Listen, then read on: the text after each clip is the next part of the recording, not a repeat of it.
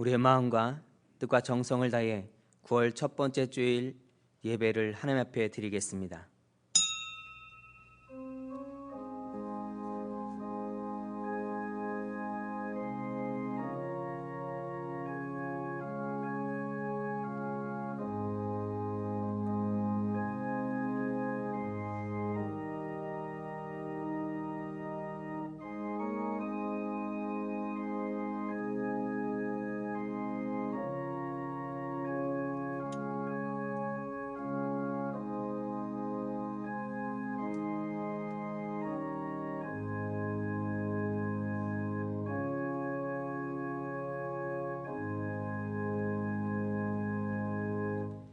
만군의 여호와여, 주의 장막이 어찌 그리 사랑스러운지요.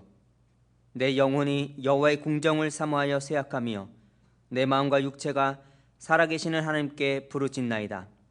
나의 왕, 나의 하나님, 만군의 여호와여, 주의 제단에서 참새도 제 집을 얻고 제비도 새끼들 보금자리를 얻었나이다. 주의 집에 사는 자들은 복이 있나니 그들이 항상 주를 찬송하리이다. 아멘. 전능하신 하나님, 독생자 예수님을 이 땅에 보내셔서 십자가 보혈로 구원을 받게 하시고 저희들을 주님의 제자로 삼아 의로운 길을 걸어가게 하시니 감사합니다. 그 은혜로 한 주간 주님과 더불어 승리의 삶을 살게 하시고 오늘은 구별하신 날 주일임을 잊지 않게 하시고 성전과 가정에서 예배하게 하시니 감사합니다.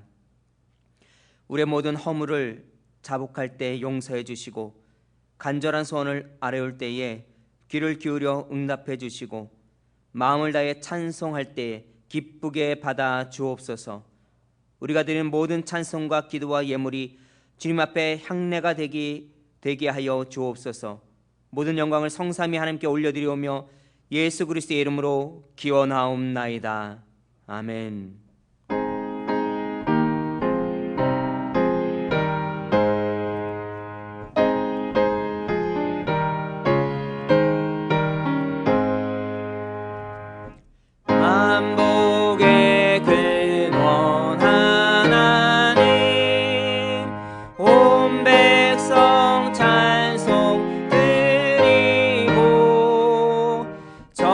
천사여 찬송하세. 찬송 성부 성자 성령. 아멘.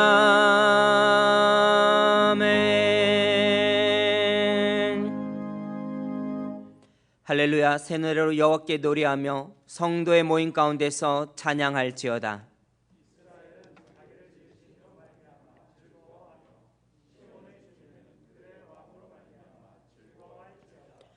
춤추며 그의 이름을 찬양하며 소과 수금으로 그를 찬양할지어다.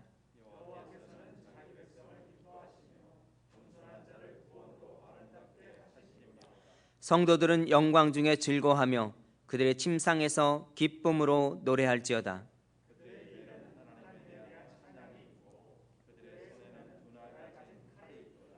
이것으로 문나라에 보수하며 민족들을 벌하며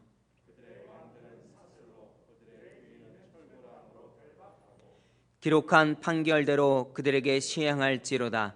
이런 영광은 그의 모든 성도에게 있도다. 할렐루야. 아멘. 나는 전능하신 아버지 하나님 천지의 창조주를 믿습니다. 나는 그의 유일하신 아들 우리 주 예수 그리스도를 믿습니다. 그는 성령으로 잉태되어 동정녀 마리아에게서 나시고 본디오 빌라도에게 고난을 받아 십자가에 못 박혀 죽으시고 장사된 지 사흘 만에 죽은 자 가운데서 다시 살아나셨으며 하늘에 오르시어 전능하신 아버지 하나님 우편에 앉아 계시다가 거기로부터 살아있는 자와 죽은 자를 심판하러 오십니다. 나는 성령을 믿으며 거룩한 공교회와 성도의 교제와 죄를 용서받는 것과 몸의 부활과 영생을 믿습니다. 아멘.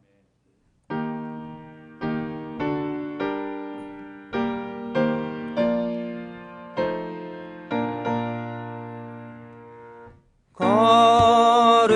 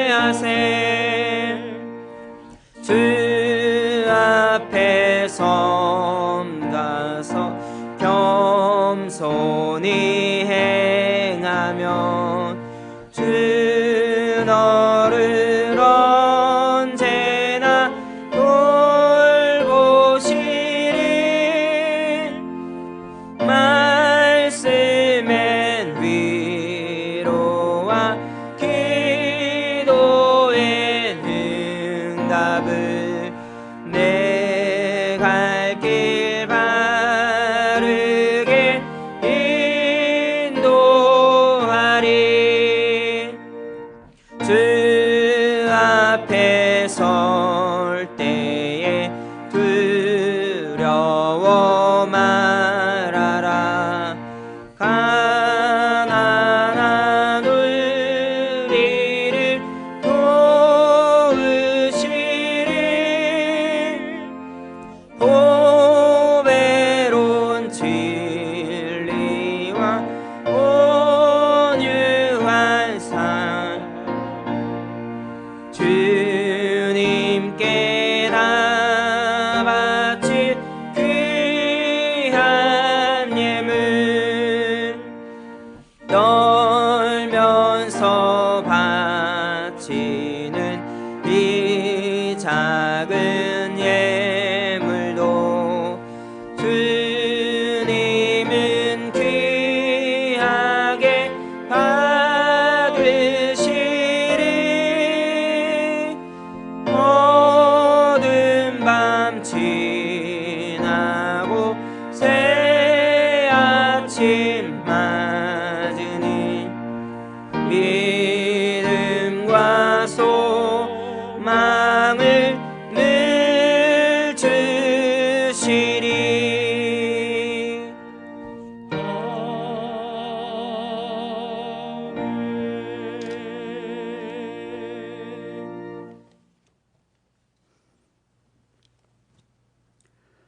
아무 공로 없는 저에게 무한한 사랑을 베풀어 주신 하나님 감사합니다. 하나님과 이웃을 향한 우리의 사랑이 회복되기를 원하시는 아버지, 코로나19 감염병의 지속 확산으로 인하여 주의 전에 나오지 못하고 영상을 통하여 가정에서 예배를 드리는 성도들이 하나님에 대한 사랑과 믿음의 열정이 식어지지 않길 기도합니다. 오랜 기간 세상의 본이 되며 세상을 이끌어왔던 교회가 세상의 손가락질을 받고 세상의 근심거리가 되어가고 있습니다. 하나님, 이 참담한 현실은 누구의 탓보다 우리의 모두의 잘못임을 고백하오니 용서해 주시옵소서. 일부 기독교 지도자들이 편향된 정치적 주장과 리더십을 드러내며 교인들을 편가르기에 앞장세우고 세상이 범하고 있는 부끄러운 모습들을 그대로 답습하는 일이 끊이지 않고 있습니다.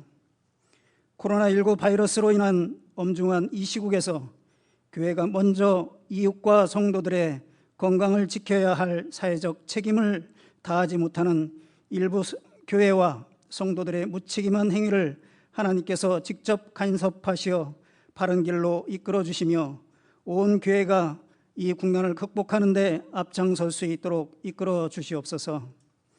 코로나 종식을 위해 애쓰고 있는 방역당국과 의료진들을 강건함으로 지켜주시고 코로나로 인하여 생업과 생명의 위협을 받고 있는 피해자들을 속히 회복시켜 주시길 원합니다.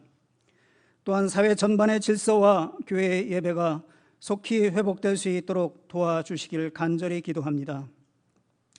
잇따르는 큰 폭우와 태풍으로 많은 이재민이 발생하고 생명과 재산을 잃는 일이 반복되고 있습니다.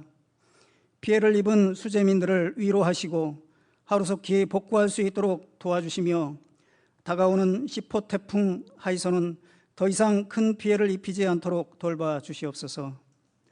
우리 성도교회에도 코로나와 연이은 재해 가운데서 삶의 터전을 잃고 비탄에 빠진 성도들이 있다면 다시 재기할 수 있는 힘과 믿음을 허락하시며 더 이상은 일터를 잃지 않고 안전하고 건강하게 은혜 가운데 살아갈 수 있도록 살펴주시옵소서.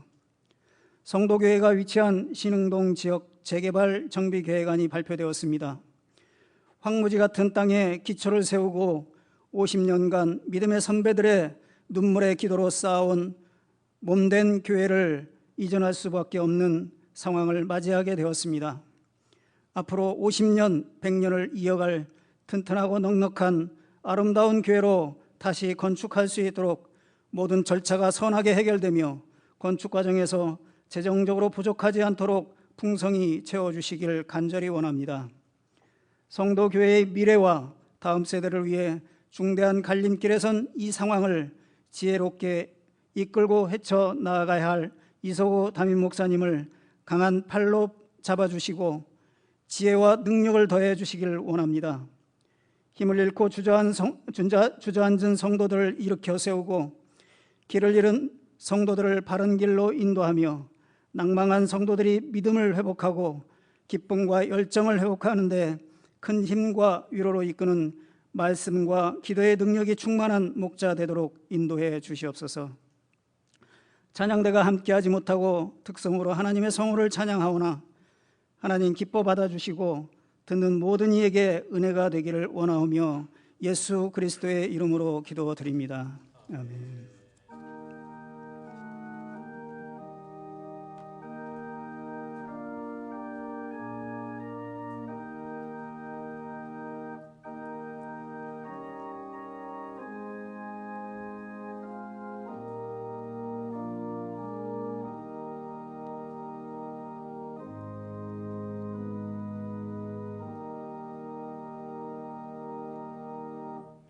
하나님께서 오늘 우리에게 주신 말씀은 히브리서 12장 1절에서 3절에 있는 말씀입니다. 신약성경 366면에 있는 히브리서 12장 1절에서 3절에 있는 말씀, 하나님 말씀 봉독하겠습니다. 이러므로 우리에게 구름같이 둘러싼 허다한 증인들이 있으니 모든 무거운 것과 얽매기 쉬운 죄를 벗어버리고 인내로써 우리 앞에 당한 경주를 하며 믿음의 주요 또 온전하게 하시는 이인 예수를 바라보자. 그는 그 앞에 있는 기쁨을 위하여 십자가를 참으사 부끄러움을 개의치 아니하시더니 하나님 보좌 우편에 앉으셨느니라. 너희가 피곤하여 낙심하지 않기 위하여 죄인들이 이같이 자기에게 거역한 일을 참으신 일을 생각하라. 아멘. 말씀을 통하여 하나님의 크신 은혜 받으시기 바랍니다.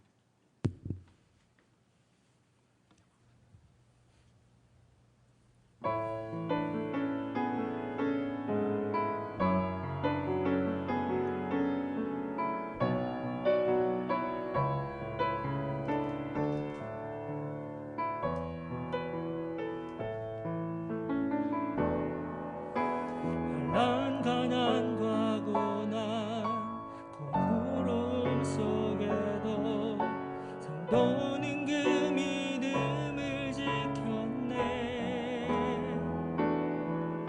주를 섬기는 일에 자신을 다드리며 진리의 말씀과 성령으로 그 길을 걸었네. 그리스도 안에서 새롭게 하시고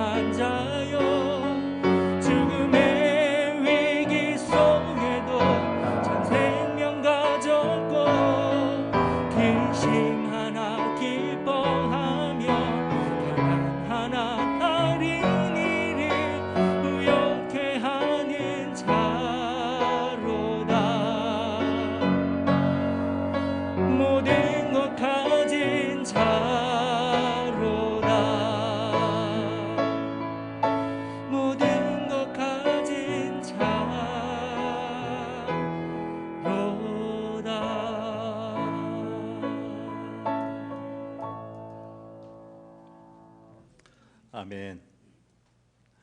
감사합니다. 할렐루야.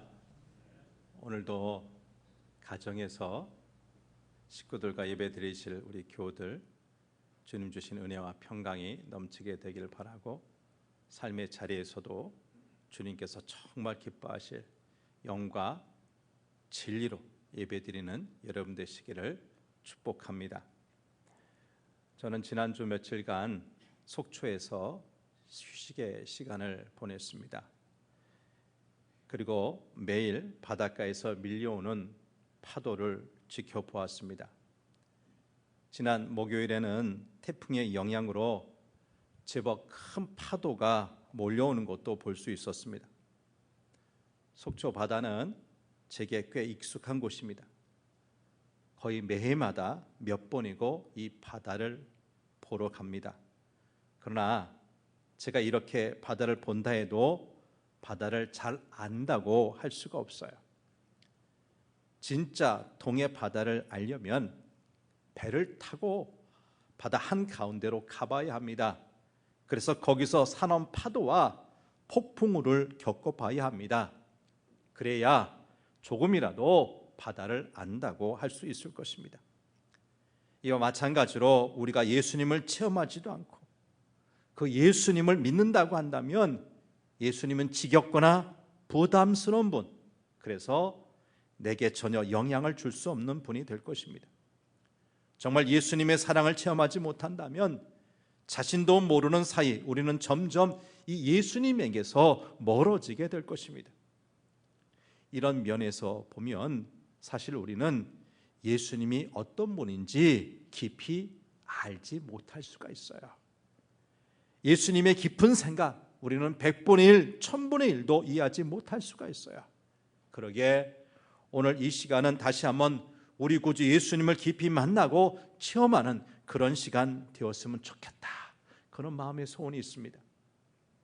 종종 우리가 믿는 하나님은 결코 두렵거나 무서운 분이 아니라 희생적으로 자녀를 돌보는 어머니 같은 분이라고 말씀드렸어요. 그런데 그런 하나님께 항상 문제가 되는 것이 인간의 죄입니다. 죄를 짓지 않으면 좋겠는데 예나 지금이나 사람은 죄를 짓고 삽니다. 그리고 죄를 지으면 양심 때문에 하나님을 가까이 하지 않으려고 합니다. 그래서 하나님은 인간에게 그 문제를 해결할 수 있는 방법을 마련하셨어요. 그것이 제사입니다. 레위기는 어떻게 하나님께 제사를 드릴 것인가 하는 것으로 가득 차 있습니다. 그런데 이 제사 제도에 문제점이 있죠. 그것은 죄를 지을 때마다 제사장에 가야 했고 반드시 예물을 준비해야 했던 것입니다. 그 수고가 얼마나 힘겨웠는지 모릅니다. 그럼에도 불구하고 그 제사는 완전한 제사가 아니었어요. 사람이 죄를 지었으면 그 제물은 사람이 되어야 마땅합니다. 그런데 짐승이나 곡식으로 예물을 드렸습니다. 그러니 완전한 제사가 될 수 없었던 거죠. 제사를 집례하는 사람도 죄를 지닌 제사장이었습니다.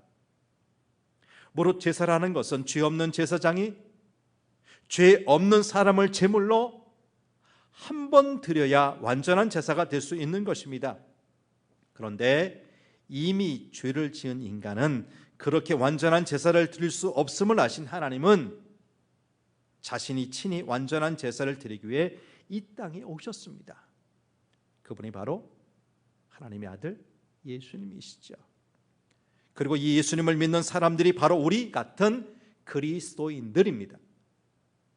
근데 여러분, 이 믿음, 곧 예수님을 우리의 구원자로 믿는 믿음은 어디에서부터 시작되었습니까? 대부분 사람들은 내가 믿는다고 생각하기 때문에 나에게서 믿음이 시작된다고 착각합니다. 그러나 믿음은 우리가 만드는 것이 아니라 하나님께서 주시는 것입니다. 성경이 말씀하는 믿음은 우리가 이성이나 지식이나 경험의 산물 그 이상의 것입니다. 생각해 보세요. 과거 우리는 하나님을 보지도 알지도 못했던 사람들이 아닙니까? 지금도 성경을 모두 아는 것 아닌데 그런 우리가 하나님을 믿고 있어요. 이거 신비스러운 일이 아닙니까? 믿음은 지식으로 얻을 수 있는 것이 아닙니다. 노력해서 얻을 수 있는 것도 아닙니다. 믿음은 하나님께서 주시는 것입니다. 그래서 은혜라는 것입니다. 이 믿음을 갖고 싶습니까? 자연적인 믿음이 아니라 영적 믿음, 이성적인 믿음이 아니라 성령께서 부어주시는 하늘의 믿음을 갖고 싶습니까? 그렇다면 답은 간단합니다. 하나님 앞에 무릎 꿇고 겸허히 구하십시오. 깨달으려고 애쓰는 것이 아니라 하나님으로부터 믿음이 부어지도록 기도하십시오. 그러면 여러분의 눈이 열리고 귀가 열리고 마음이 열릴 것입니다. 그렇다면 이 믿음의 완성은 무엇일까요? 믿음의 완성, 이 역시 예수님입니다. 우리 믿음의 동기와 이유가 어떻든지 우리 믿음의 결론은 예수님입니다. 이것이 세상적인 믿음, 이성적인 믿음과의 차이입니다. 진짜 그리스도인의 믿음의 특징은 예수님이에요. 예수님 안에서 발견된 믿음이요, 예수님 안에서 완성된 믿음입니다. 믿음의 뿌리도 예수님, 믿음의 줄기도 예수님, 믿음의 열매도 예수님입니다. 우리 믿음의 목표 방향도 예수님이에요. 오늘 본문 앞에 나오는 히브리서 11장은 믿음에 대한 전반적인 그림을 보여줍니다. 우리 같이 히브리서 11장 1절, 2절 말씀을 읽어보죠. 시작. 믿음은 바라는 것들의 실상이요 보이지 않는 것들의 증거니 선진들이 이로써 증거를 얻었느니라. 믿음이 뭐라고요? 믿음의 정인데 믿음은 바라는 것들의 실상. 이것이 내게 왔으면 좋겠다, 이것이 이루어졌으면 좋겠다 바라고 소원하는 것이 어떻게 되는 거예요? 실제 사건, 실상이 되고요. 지금은 보이지 않는 것들이 뭐예요? 내가 증언할 수 있는 것, 증거할 수 있는 것, 진짜 사건이 되는 거예요. 그러니까 믿음이 무엇인지 정의한 내용이죠. 자, 이어지는 11장 6절 말씀을 봅니다. 시작.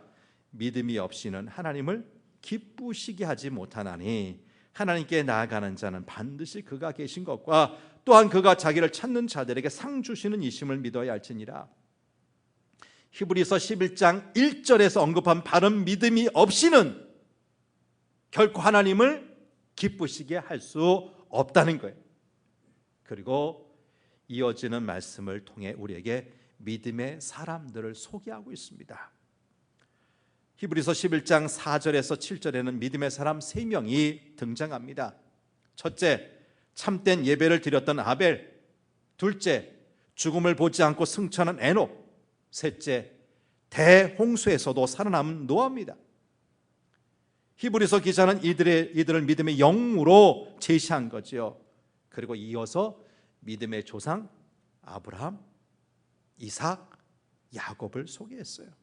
그리고 애굽으로 갔던 요셉, 이스라엘 백성들 이끌고 홍해를 건넌 모세, 가나안 땅을 정복한 여호수아, 사사들, 그리고 다윗과 사무엘 같은 선지자들을 믿음의 사람들로 언급하였어요. 이 히브리서 11장에 등장하는 믿음의 사람들의 공통점들이 있어요. 그것은 그들 모두 모진 고난을 겪었다는 것입니다. 그들 대부분은 바라고 원하는 것을 손에 쥐지 못한 채 그냥 멀리서 그것을 보았을 뿐입니다. 실체가 아닌 약속을 받은 것뿐이었음에도 그들은 고난을 기쁘게 기꺼이 받아들였어요. 이것이 믿음의 사람들의 특징입니다. 그들은 사자굴이나 용광로보다 더 뜨거운 불구덩이 혹은 차고 음습한 감옥에 갇혀도 전혀 흔들리지 않았습니다. 굶주리다 못해 결국 죽임을 당한다 할지라도 그 믿음이 흔들리지 않았습니다. 오늘 본문은 이 믿음의 결론입니다. 곧 우리 믿음의 결론은 이 믿음의 완성자이신 예수님을 바라보는 것이라는 말씀이에요. 오늘 본문 1절 말씀을 같이 보겠습니다. 1절 시작. 이러므로 우리에게 구름같이 둘러싼 허다한 증인들이 있으니 모든 무거운 것과 얽매이기 쉬운 죄를 벗어버리고 인내로서 우리 앞에 당한 경주를 하며, 여기서 히브리서 기자는 믿음을 운동 경기, 곧 경주에 비유하였습니다. 우리 참된 믿음을 어떤 개념을 설명하는 명사보다 어떤 행위를 표현하는 동사로 설명한 거예요. 우리 인생이란 경주와 같다. 그것도 100m, 200m 같은 단거리가 아니라 마라톤 같은 장거리 경주라는 것입니다. 우리는 70년, 80년, 때로 100년이란 인생을 경주하는 운동 선수들입니다. 운동장에서 선수들이 달리기를 하면 주변에 있는 관중들은 환호성과 박수로 선수를 격려하지요. 이와 마찬가지로 믿음의 경주에서 우리가 간혹 지쳐 포기하고 싶을 때가 있습니다. 세상이 주는 유혹이 달콤하게 느껴지기도 하고, 세상 사람들이 예수님을 믿는다는 사람들이 왜 그렇게 못 사냐? 왜 교회가, 그렇게 좋다는 교회가 코로나 확산의 근거지처럼 되었느냐? 오해하거나 조롱하면 그만 여기서 믿음의 경주를 포기할까 싶은 마음이 들기도 합니다. 바로 그때 포기하지 말고 뛰어라, 응원해 주는 사람들이 있다는 거죠. 그들이 바로 본문 1절에 나오는 구름같이 둘러싼 허다한 증인들입니다. 우리에게 생명의 복음을 전해주기 위해 피를 흘리며 순교했던 믿음의 선배들이 박수치고 환호성을 지르면서 지금 우리의 믿음의 경주를 격려하고 있는 거예요. 특별히 히브리서 저자는 우리 같은 믿음의 경주자들에게 세 가지를 부탁하고 있어요. 첫째는 무거운 것을 벗어버리라는 거예요. 운동선수는 경기할 때 가장 가볍고 몸에 잘 맞는 옷을 입지요. 어떤 장신구가 필요 없어요.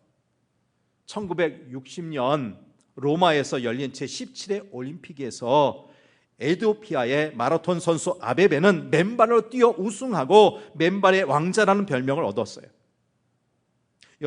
그에게는 신발조차 무겁게 느껴졌던 모양입니다. 운동선수들은 어떻게 해서든지 그 몸을 가볍게 해서 저항을 덜 받게 해야 합니다. 그래야 좋은 기록을 낼 수 있어요. 그것은 믿음의 경주를 하는 우리들도 마찬가지입니다. 신앙생활에 방해되건 군더더기들을 내려놓아야 합니다.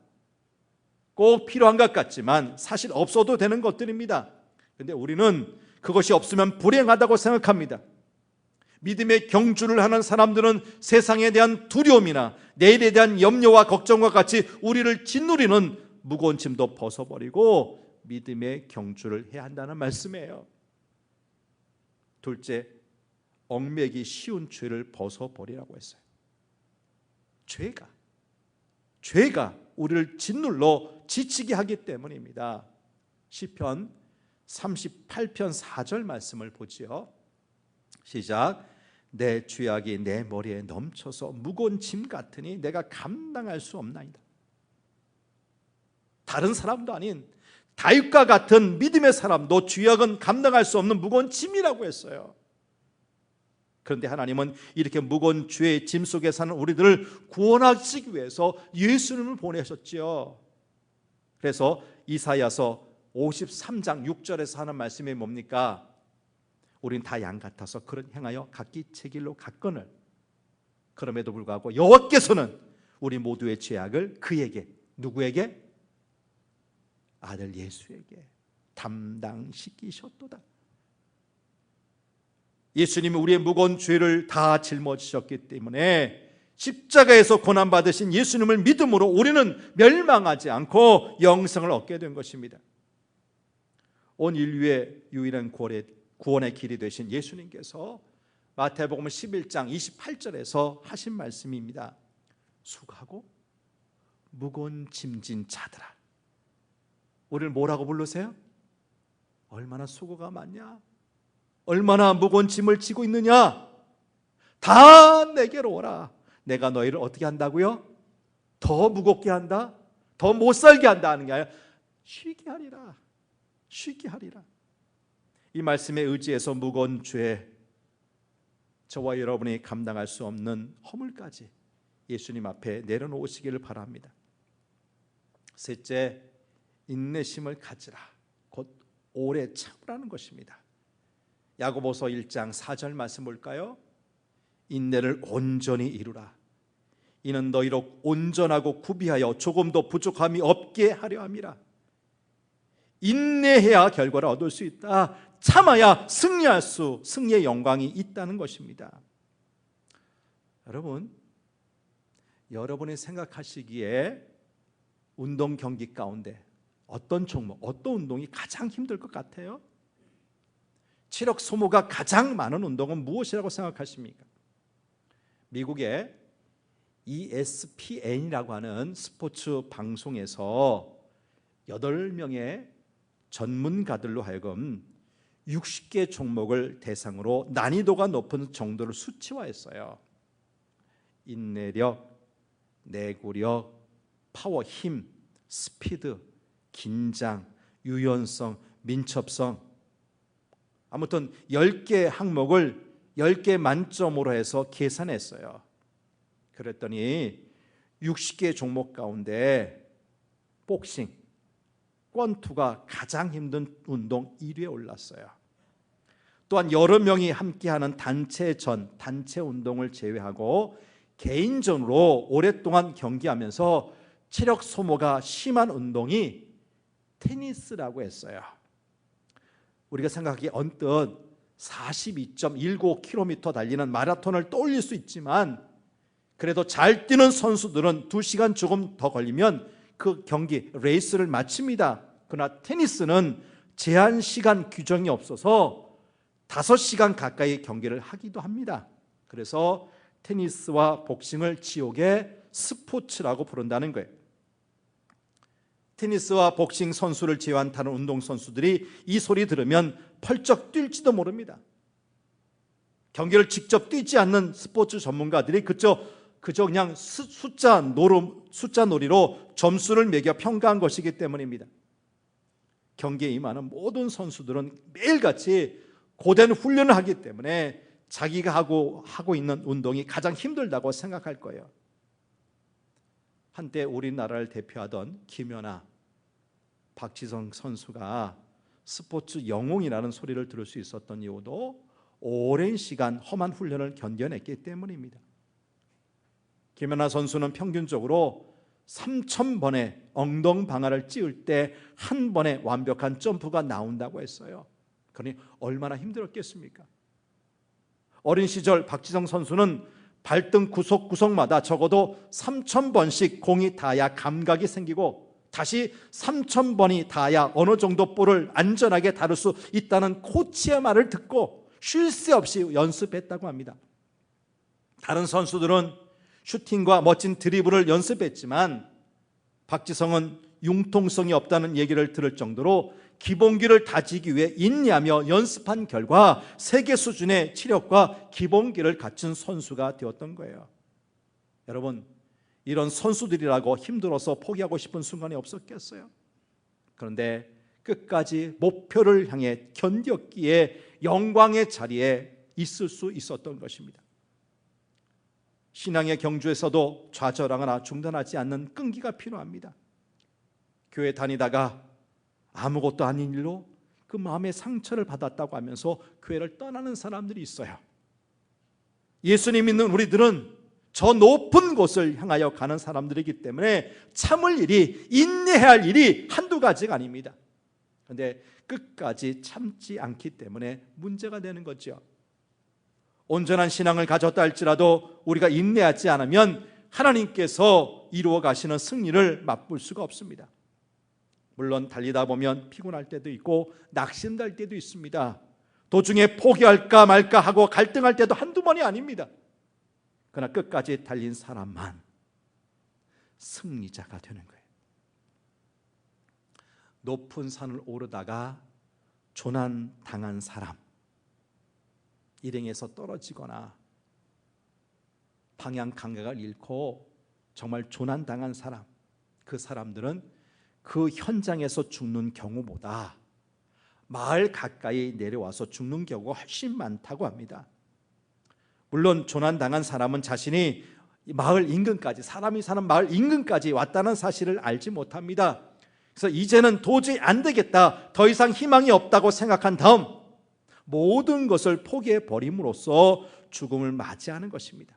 그러기에 산학 전문가들은 마지막으로 느꼈을 때 30분만 더 버티라고 가르친답니다. 여러분, 지금 여러분이 처해 있는 상황이 너무 고통스러워 포기하고 싶습니까? 산에서 조난당한 사람처럼 어디로 가야 할지 몰라 방황합니까? 하나님께서 여러분과 동행하심을 믿고 30분, 단 30분만 더 버텨보십시오. 그 30분이 3시간이 되고 3시간이 3일이 되고 3일이 3달이 될 것입니다. 그렇게 소망을 가지고 인내하다 보면 결국에는 목표점에 도달할 수 있다는 말씀이에요. 죽을 것 같이 힘든 일이 닥쳐도 조금 더 견디고 조금 더 참는 인내가 있어야 합니다. 그러면 길이 열리는 것을 보게 될 것입니다. 물은 100도에 도달하지 않으면 결코 끓지 않습니다. 지금은 거의 사라진 증기기관차 아시죠? 수증기로 발전을 일으켜서 가는 증기기관차는 수증기 게이지가 212도를 가리켜야 움직인다고 합니다. 99도에도 물이 끓지 않고 211도에서는 증기기관차가 움직이지 않는다는 거예요. 고작 1도 차이일 뿐인데도 말입니다. 그러니까 마지막 1%가 성패를 좌우하는 경우가 많다는 겁니다. 시험도 1점 차이로 합격과 불합격이 갈리죠. 올림픽에서는 불과 0.001초 차이로 메달 순위가 바뀌기도 합니다. 그러므로 다 끝났다 싶을 때, 더 이상 길이 없다 싶을 때 그 한 걸음 더 나가야 합니다. 한 번 더, 한 걸음만 더, 다시 한 번, 또 한 번. 여기에 승리의 비결이 있습니다. 어느 건물 입구에서 꽃을 파는 할머니가 있었어요. 이 할머니는 얼굴에 주름이 많고 옷차림도 허름했어요. 언제나 밝은 표정으로 주위 사람들을 즐겁게 해주었습니다. 한 번은 건물의 주인이 이 할머니에게 물었어요. 무슨 좋은 일이 있으시나 보죠? 할머니 표정이 항상 밝아 보여요? 그러자 할머니가 대답해요. 제 걱정을 트럭에 담으면 아마 100대 분량도 더 될 겁니다. 그러자 이 건물 주인이 깜짝 놀라 다시 물어요. 그런데 어떻게 그런 밝은 표정을 지을 수 있습니까? 무슨 특별한 비결이라도 있습니까? 그러자 할머니 행복한 삶의 비결을 들려주는 거예요. 내게 특별한 비결이 하나 있어요. 저는 고통이 닥치면 예수님께서 무덤에 머물러 계셨던 사흘을 생각하면서 사흘 동안 기다립니다. 그러면 사흘 뒤에는 어김없이 새로운 해가 뜬답니다. 우리가 고통스럽게 생각하는 고민 가운데 90% 이상은 시간이 지나면 자연스럽게 해결될 것들입니다. 사흘만 인내하면 대부분의 문제는 자연스럽게 해결될 것입니다. 하나님이 나와 동행하셔서 선한 일을 이루실 것을 믿는 사람은 어떠한 역경에서도 모든 것을 견뎌낼 수가 있어요. 갈라디아서 6장 9절 말씀, 그리고 히브리서 10장 36절 말씀을 연이어서 보죠. 시작. 우리가 선을 행하되 낙심하지 말지니 포기하지 아니하면 때가 이름에 거두리라. 너희에게 인내가 필요하면 너희가 하나님의 뜻을 행한 후에 약속하신 것을 받기 위함이라. 인내 없이는, 참는 것 없이는 어떤 결과물도 얻을 수 없다는 거예요. 행복한 가정을 만들기 위해서도 인내가 필요합니다. 그러기에 사랑의 장 고린도전서 13장에서 사랑은 오래 참는 것이라고 말씀한 것 아닙니까? 오래 참지 못하기 때문에 문제가 돼요. 어려우면 어려울수록 우리에게 필요한 것이 인내입니다. 하나님의 뜻이 이루어짐을 보기 위해서도 우리 끝까지 참고 견뎌야 합니다. 그렇다고 무조건 참는다고 되는 것이 아니죠. 목표 지점, 목적지가 명확해야 합니다. 오늘 본문 2절 상반절 말씀 볼까요? 시작. 믿음의 주요 또 온전하게 하신 이인 예수를 바라보자. 누구를 바라보자고요? 예수. 그분이 누구예요? 믿음의 주요, 우리를 온전하게 하시는 분. 믿음의 경주자인 우리의 목표 지점은 예수님이어야 한다는 것입니다. 낙심과 절망 속에서도 예수님을 바라보아야 되고 예수님께 소망을 두고 달려가야 한다는 것입니다. 그런데 세상의 권력이나 물질이나 명예와 같은 것들이 우리 삶의 목표가 되기 때문에 예수님을 보지 못할 때가 있어요. 아닙니다. 우리 믿음의 목표, 결승점은 예수님이십니다. 경주자가 주위의 환경을 바라보면 낙심하기 쉽습니다. 사람을 바라보면 실패하기 쉽습니다.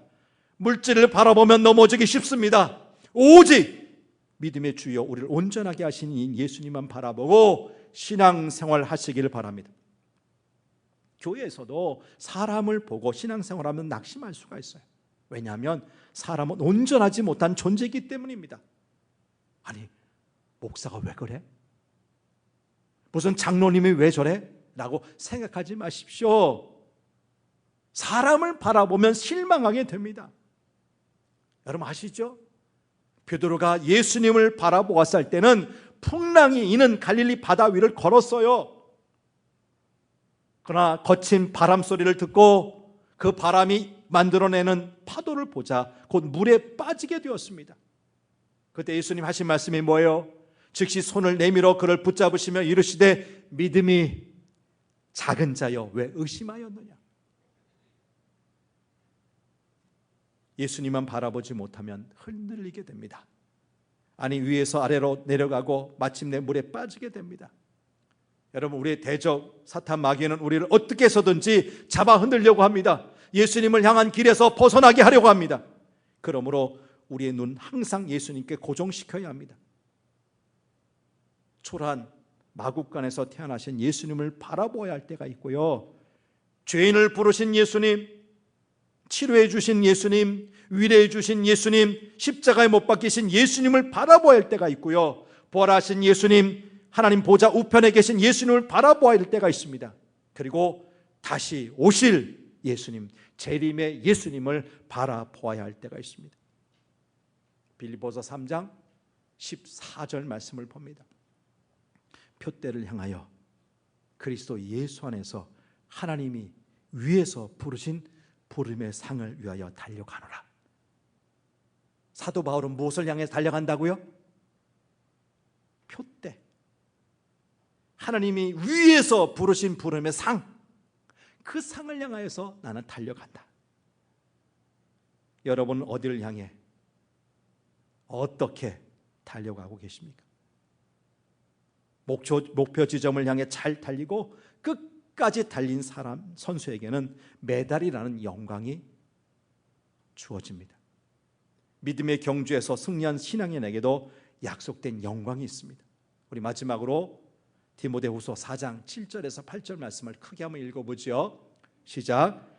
나는 선한 싸움을 싸우고 나의 달려갈 길을 마치고 믿음을 지켰으니 이제 후로는 나를 위하여 의의 면류관이 예비되었으므로 주곧 의로우신 재판장이 그날에 내게 주실 것이며 내게만 아니라 주의 나타나심을 사모하는 모든 자에게도니라. 앞에서 말한 표대, 부름의 상, 여기서 구체화되고 있습니다. 뭡니까?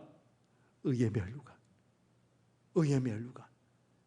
사도 바울은 자신에게 이 의의 면류관이 예비되었다는 것을 분명히 믿었어요. 근데 의의 면류관은 바울에게만, 오직 바울에게만 준비된 것이 아니라 누구에게도 준비되었습니까? 내게만 아니라 주의 나타나심을 사모하는 모든 자에게도 이것이 준비되었다는 것이에요.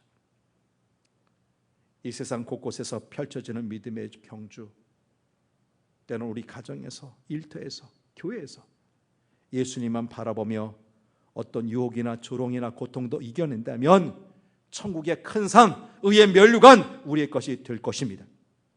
부디 우리 모두 생명 다하여 주의 나라로 부르심을 받을 때까지 영광과 은총의 삶을 기대하면서 잘 견디어 믿음의 경주에서 끝까지 승리하는 복된 삶의 주인공 되시기를 간절히 바랍니다. 하나님 아버지,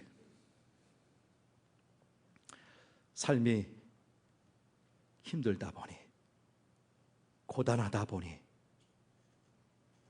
열심히 뛰기가 힘들 때가 있습니다.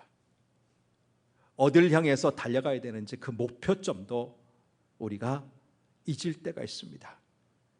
그런 우리를 불쌍히 여겨 주옵소서. 코로나 사태가 오랜 시간 이어지다 보니, 특별히 작금에는 많은 사람들이 모이지 말라고 강화된 2.5단계 대응 조치가 발생해서 많은 자영업자들이 고통을 당하는 이 시점에서 우리 사랑하는 성도들에게도 여러 가지 이 삶의 어려움의 문제가 고스란히 밀려오고 있습니다. 그러기에 정말 하루하루 사는 것이 힘들다, 고달프다 고백하는 사람이 한두 명이 아닙니다. 그러기에 믿음 생활조차도 완수하지 못한 채, 제대로 걸어가지 못한 채 계속 해야 되는지 말아야 되는지 흔들리는 사람도 많습니다. 그런 우리의 연약함을 아시는 주님, 우리로 불쌍히 여겨 주옵소서. 다시 한번 오늘 말씀을 붙잡고 위로해 주시고 다시 한번 참고 견디어낼 수 있도록 도와주옵소서. 우리의 믿음의 주, 구원의 주, 우리를 온전케 하신 예수님을 다시 한번 굳건히 바라보게 도와주옵소서. 그분을 향해 달려가는 우리 발걸음이 무뎌지지 않도록 도와주시옵소서. 어쩔 수 없는 상황에서 몸된 제단에 나와서 예배드리지 못한 채 가정에서, 때로는 직장에서 영상을 통해서 이 예배에 참여하고 있는 모든 성도들 마음을 주님께서 아시옵소서. 위로해 주시고 격려해 주시고 결코 세상에 쓰러지지 않도록 도와주시옵소서. 하나님 아버지, 우리 주님 바라보기 원합니다. 예수님 바라보기 원합니다. 끝까지 달려가기 원합니다. 그런 자에게 주시는 마지막 영광의 면류관 우리 모두가 쓰게 하여 주옵소서. 우리를 온전케 하시는 우리 구원자 예수 그리스도의 이름으로 기도하옵나이다. 아멘.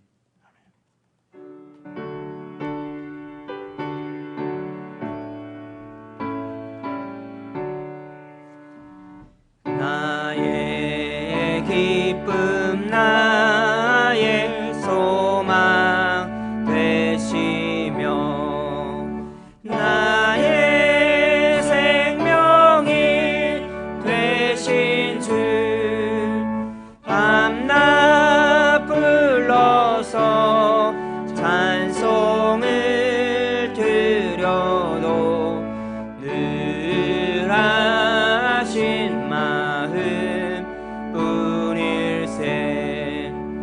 나의 사모하는 선한 목자는 어느 꽃다운 동산에 양의 무리와 늘 함께 가셔서 기쁨을 함께 하실까.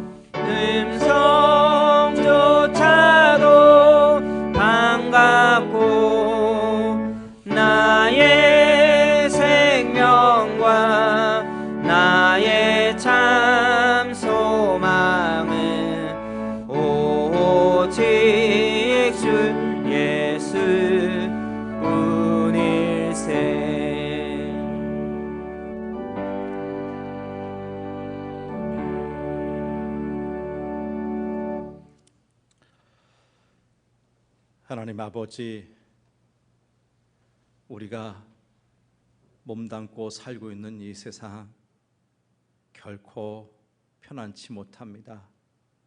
호락호락하지 않습니다. 최근 최장 장마를 경험한 이후에 벌써 태풍 2개를 경험했습니다. 오늘부터 또 태풍 세 번째 하이선이 우리나라를 향해서 오고 있는데, 불행 중 다행한 것은 직접 태풍을 우리가 겪지 않고 비껴간다는 또 소식입니다. 그러나 태풍의 반경이 너무 크고 또 강력하기에 또 피해를 당할까 우려하지 않을 수가 없습니다. 여전히 피해 복구조차 하지 못한 채 이 어려움을 겪을 사랑하는 우리 모든 국민들 위로하여 주시고 이것마저도 잘 견뎌낼 수 있도록 도와주옵소서. 보름 넘게 확산 지속되던 코로나 사태도 조금씩 이 확진자들이 줄어들게 된 것도 감사합니다. 여전히 알 수 없는 상황에서 번져가고 있는 이 사태, 어쨌든지 하나님께서 방역당국이 추적해서 또 확진자를 찾아내고 치료할 수 있도록 방역당국이 통제 가능한 수준까지 떨어지게 도와주시고, 하나님 아버지, 근본적으로 왜 이런 어려움이 우리에게 계속 몰려오고 있는지, 열심히 앞만 향해서 달려가던 우리 잠시라도 발걸음을 멈추고 우리 그동안 잘못 살아온 것은 없는지, 너무 하나님 모른 채 탐욕스럽게 살아간 것은 없는지, 하나님께서 왜 이런 어려움과 징계를 주시는지 그 이유를 곰곰이 되새겨 보면서 바른 삶으로 궤도 수정을 할 수 있는 기회가 되게 도와주옵소서. 이 일이 아프지만 교회가 앞장서서, 믿는 성도들이 앞장서서 바르게 사는 운동이 일어나게 도와주시옵소서. 하나님 아버지, 9월의 첫 번째 주일 예배에 나와 우리 마음 정성 깃든 귀한 예물 봉헌하는 시간 같습니다. 모든 것 필요한 것 주신 주님, 주신 것 가운데 일부를 구별해서 11조 예물로 드립니다. 주일헌금, 이런저런 제목의 감사헌금들, 선교, 구제, 장학, 그리고 비전헌금에 참여합니다. 우리 주님 기쁘게 받아 주옵소서. 헌금에 담겨있는 간절한 기도의 제목들, 마음의 소원들 외면치 마시고 들어주셔서 다음 시간엔 더 좋은 거 더 많이 드릴 수 있도록 우리 성도들의 삶에 놀라운 복으로 채워주옵소서. 드려진 헌금은 하나님 나라 확장하는데, 죽은 영혼 살리는데 요긴하게 쓰여지게 하여 주옵소서. 감사드리며 예수님 이름으로 기도합니다. 아멘. 교회 소식 전합니다. 지금 우리가 대면 예배를 드리든지 아니면 온라인 영상으로 가정에서 예배 드리든지, 이런 전반적인 대응 지침은 우리 교회가 내리지만 궁극적으로 방역 당국과 교단 총회 전반적인 지침을 우리가 존중해서 따르고 있습니다. 이해하셔서 방역 당국이나 우리 교단 총회가 이제 대면 예배도 드려도 괜찮겠다, 좀 그런 방침이 내려올 때 빨리 속히 도래했으면 좋겠습니다. 그날 위해서 기도해 주시기를 바라고요. 그래서 우리가 대면 예배를 언제부터 드린다, 지금 확실하게 예배드리게 말씀드리기도 뭐한 게, 엊그저께 또 일주일 동안 또 이 1.5단계 방역 지침을 연장한다 그랬기 때문에 다음 주간에도 우리가 대면 예배 쉽지 않을 것 같습니다. 아무튼 이런 와중에서도 여러분의 신앙 결코 이렇게 퇴보해서는 안 됩니다. 어떻게든지 간에 더 말씀을 보는 시간 가져주시고, 또 기도하는 시간, 큐티하는 시간 가져주셔서 믿음의 성장 꼭 이뤄내시기를 간절히 바랍니다. 오늘도 온라인으로 계획된 아동부 성경학교와 청년부 수련회 정상적으로 진행되고요. 그 다음에 교회학교 모든 예배 영상으로 송출되는 거 기억하시고, 부모님들 우리 자녀들이 있는 자리에서 예배 드릴 수 있도록 그렇게 잘 지도해 주시기를 원합니다. 합심기도 계속 똑같은 제목에 나가고 있는데 아직 우리가 응답받지 못했기 때문에 이루어지지 않았기 때문에 계속 냅니다. 계속해서 위에서 기도해 주시기를 바라고요. 지난 주 중에 사랑하는 부모님을 먼저 떠나보내신 우리 가정이 있습니다. 최강신 집사님의 어머니, 정승희 집사님의 시아버님 별세 소식 우리가 접하게 되는데 코로나 사태 때문에 문상도 못했습니다. 여러분 기억하시고 이 슬픔을 당한 가정 위해서 위로해 주시고 기도해 주시길 바랍니다. 예배 후에 우리 당회실에서 복지회관 이사회 긴급 이사회 갖도록 하겠습니다.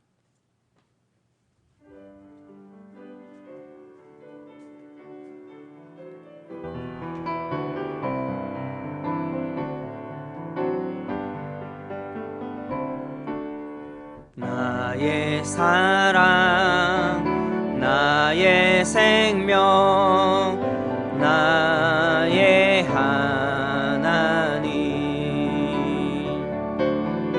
영원토록 정성 다해 사랑합니다.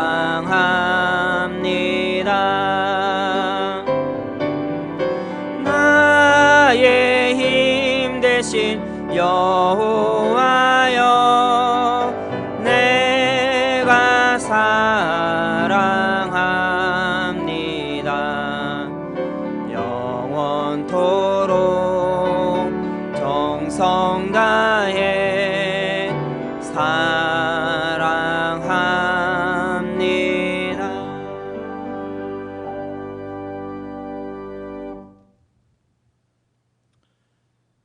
지금은